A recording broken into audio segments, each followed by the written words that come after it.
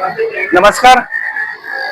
सातारा शहरातील घंटा गाडीद्वारे कचरा गोळा संकलन करून तो सोनगाव येथील नगरपालिकेच्या मालकीच्या असलेला कचरा डेपो या ठिकाणी कचरा डंप केला जातो.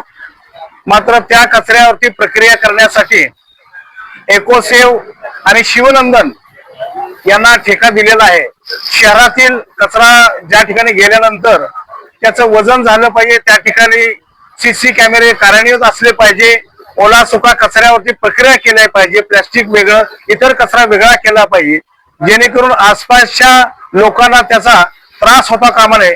वरच्यावर आगी लागणं किंवा लावणं हे जे प्रकार चालू आहेत, सर्वसामान्य सातारकर आणि यशवंत विचार तसेच छत्रपती शिवाजी महाराज बाबासाहेबांच्या विचाराला छेद देणारं काम चालू आहे काय, असं सातारकरांच्या वतीनं आम्हाला वाटतं की ही जी प्रक्रिया करण्याचं काम जे आहे, या प्रक्रियेच्या कामावरती प्रशासनाचं, जिल्हा प्रशासनाचं, नगरपालिकेचं लक्ष पाहिजे, जेणेकरून वारंवार असे प्रकार घडणार नाहीत.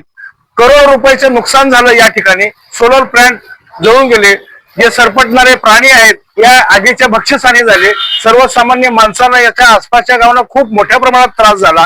महाराष्ट्रातला लाजरवाणी असं एक प्रकार या सातारा मध्ये घडले गेलेला आहे. याचं कुठेतरी प्रशासनानं गंभीर दखल घेऊन कोण आपला कोण प्रकार न पाहता सातारकरांच्या पैशावरती उभारण्यात आलेला प्लॅन आणि कचरा डेपो याला लागलेली आग आहे, याचे निष्पक्ष आणि खात्याने चौकशी करावी आणि संबंधितावरती तात्काळ कारवाई करण्यात यावी असं सातारकरांच्या वतीनं मागणी करत आहोत.